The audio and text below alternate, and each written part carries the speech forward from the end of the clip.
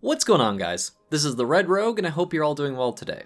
For this video, we'll be going over how the Legion Timewalking Mage Tower event is going to work, as well as a fight overview and guide for Assassination Rogues that want to challenge God-Queen Sigryn, though most of the information will be handy to really anyone who has her as their challenge fight.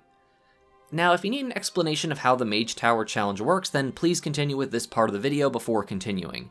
If you don't, because you watched my other video or you already know enough about it, then feel free to skip to the timestamp that I'm going to put on the screen now so you can get to the overview of the Sigryn fight, as well as my recommendations on how to handle it. All of this will be timestamped and segmented out in the video footage, so you can go to whatever part you need. Alright, so every spec in the game will be given access to a challenging foe, and by defeating this foe, you will get a special armor appearance set for your class. So far, the only two restrictions I've seen are that you need to be at least level 50 on that character that you want to do the Mage Tower event on, and the Legion Timewalking event has to be active for the week. To actually do the Mage Tower challenge, you'll need to head to the Broken Shore, which is a special area as part of the Broken Isles, which was the Legion expansion zone. If you've never touched anything in the Legion expansion before, you should still have a portal to the Asuna zone from your portal room in either Orgrimmar or Stormwind, depending on which faction you're a part of. I did test this on some level 50 characters that I know have never done the Legion expansion before, and I was able to use this portal, but for whatever reason, if you don't see a portal to Asuna, then you might need to do the intro to the Legion expansion on that character. The introductory quest for Legion should be on your mission board in your main capital city. Once you're on the Broken Isles, you'll need to head to the Broken Shore, which is in the southeast part of the map. Once you're in the Broken Shore, you'll go to the coordinates 4562 and look for the NPC War Counselor Victoria. Talking to her will allow you to select the challenge for your currently active talent specialization. Do note, when you engage your Mage Tower boss, you are going to be scaled down to level 45, and your gear is going to be dropped down to item level 50. This means even if you don't have like a super awesome geared character at max level, the challenge is still pretty balanced around the idea of how geared a character should be when going into the Mage Tower. Also, none of the borrowed powers or special abilities from prior expansions will work, so nothing like Covenant abilities, no Soulbinds, no legendaries, no Zenkai, Budokai, Tenkaichi, Saiyan powers, or whatever other nonsense is made in the future of WoW. None of that's going to work in here, so even if you don't have a super maxed out, really geared character, this shouldn't really impact your success much at all. Alright, so now that you know the basics of how Legion's Mage Tower timewalking stuff is going to work, we'll begin our fight against God-Queen Sigryn and her Fell Council. I will say, of the three rogue fights, this is probably the most involved in terms of mechanics and the amount of just raw damage you're going to be taking. Good management of your crowd controls and defensive cooldowns is extremely important to completing this challenge. This fight also starts out pretty hectic for the first couple minutes with some nasty overlaps of abilities, but once you're past that, it becomes much more manageable. Your foes are God-Queen Sigryn, Runeseer Faljar, and Jarl Velbrand, and they all share the damage dealt to each other and basically share a health pool. The fight ends whenever Sigryn reaches 20% health. Assassination does have the perk of being able to multi-dot its bleeds and poisons to speed up the fight time. However, due to the lower item level and scaling we have when going into this time-walking version of the fight, this is not going to be as easy as it sounds, or maybe as easy as some of us might remember it being at the end of Legion. Due to this, I'd recommend a slightly longer but safer strategy. First though, we're going to go over what each of the enemies in this fight does. Starting with Sigryn, Sigryn has a spear throw, which she chucks at you and it leaves an annoying green puddle on the ground. This is mostly just lame, unavoidable damage that you're forced to take, but be sure to get out of those puddles on the ground quickly and don't stay standing in them basically ever. She'll also cast Dark Wings, which is basically a wall of Valkyr that will blitz across the room after a few seconds, and if you get hit by any of them, you're basically guaranteed to die. Feint will reduce the damage, but you would basically have to be at like full HP when the attack goes off, and that is highly unlikely with how much damage is going out, so just don't get hit. There will always be one Valkyr missing from the attack, so you can stand where that one would be and you'll be safe. Lastly for Sigryn is Blood of the Father. This is a cast that, while it's channeled, will deal tons of pulsing fire magic damage for 20 seconds. For this ability, you'll want to hit Sigryn with Blind either while she's starting the cast or while it just started being channeled. Either time really works. Don't let it channel too long because it hits really frickin' hard. In this encounter, you'll have a special version of your Blind ability, which only has a 35-second cooldown, but it only lasts for 30 seconds on the target. I highly recommend making a focus macro for Blind, which I'll put on screen now and in the comments section of this video. Make sure you set Sigryn as your focus at the beginning of the fight, that way you don't accidentally wipe yourself repeatedly because you forget to do it, like some people I could mention, and that way as soon as she's casting Blood of the Father on herself, you can hit this macro and she'll just walk around like an idiot for 30 seconds. Blind will also take any of your bleeds and poisons off of her, so you don't have to worry about those breaking her out, just be sure not to cast Fan of Knives or Crimson Tempest or anything near her. Next we have Jarl Velbrand. His main cast is Hurl Axe, which is just really annoying and sends out whirling axes throughout the room that hit really hard. Try to avoid these if you can, but they kinda suck a lot, and honestly they're kinda hard to avoid because they move pretty quick. Blade Storm is a big spinning attack that tries to pull you in, and if you reach the center of the Blade Storm, you take tons of physical damage, so run away from this while the cast is going off. You can kidney shot the Jarl during this if you want, though I would personally save it for his last move, Berserker's Rage. And if you get hit by him in this enraged state, you take a ton of damage because he does like 500% more damage or something crazy.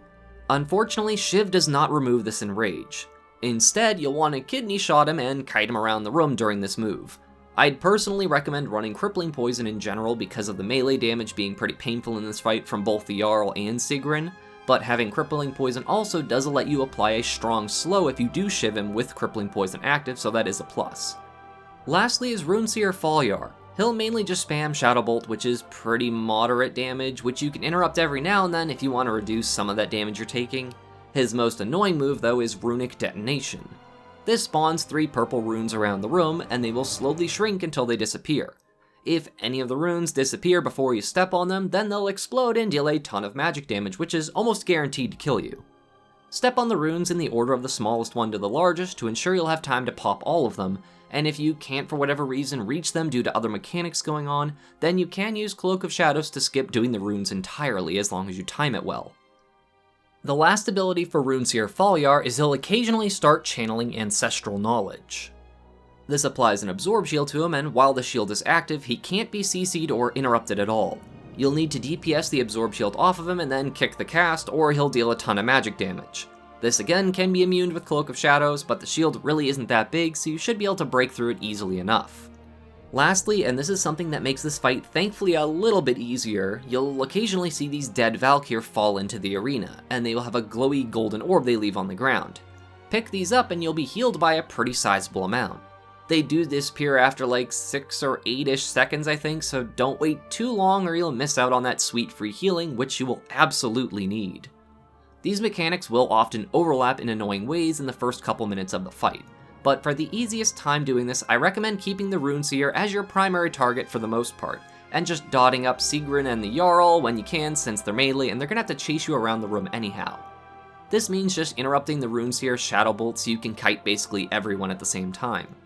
I also exceptionally recommend bringing consumables like drums, health potions, DPS potions, and all that, as this fight just deals a lot of damage constantly, and there's plenty of one-shot mechanics sprinkled in for good measure, so having that extra bit of healing and damage can make the difference.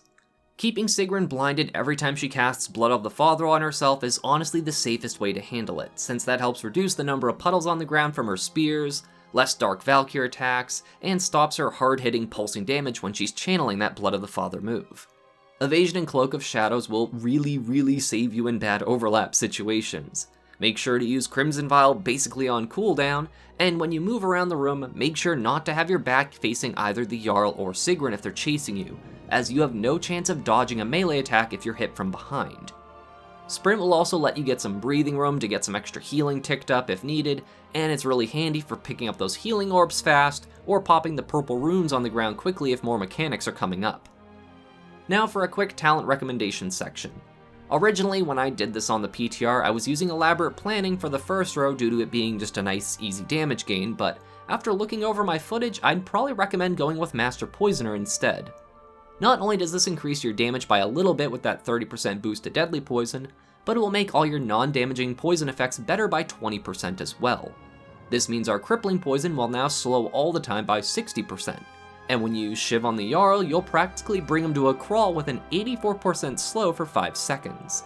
Not only that, but it will bring up the effectiveness of our other talent, Leeching Poison, from 10% leech to 12%, and every bit of self-healing matters a ton in this fight.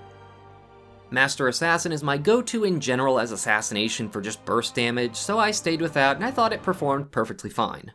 Vigor also seemed plenty effective for this fight, as I was using Crimson Vials and Kidney Shots more than normal, so the extra energy regen and extra energy pool certainly didn't hurt.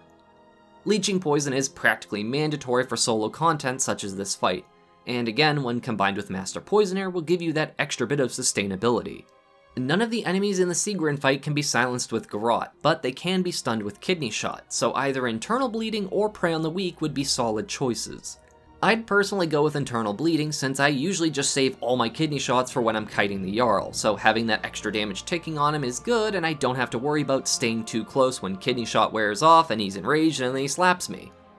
Needless to say, the level 45 talent row is still dominated by Alacrity even in the Mage Tower, so just take Alacrity for your free haste buff so you have more attack speed, more energy regen, and faster dots. Lastly, I'd recommend Crimson Tempest over Poison Bomb, mainly because Poison Bomb could easily proc near Sigryn when you blind her, and the puddle would knock her out of the blind, which would suck a lot. So being able to predict when my AoE damage is being used is much more favorable in this fight in my opinion. Anyways folks, I hope this information helps make it a little easier for you to earn your new Transmog set and get closer to that meta achievement Soaring Spell Tome mount. If the video does prove helpful, a like would certainly be appreciated, and if you have any additional questions, feel free to ask in a comment below. As always, my appreciation and gratitude to all of my viewers and especially my patrons, who all help make these Shiba Shenanigans possible. Thank you all so much for watching. This is the Red Rogue, and I'll see you guys around.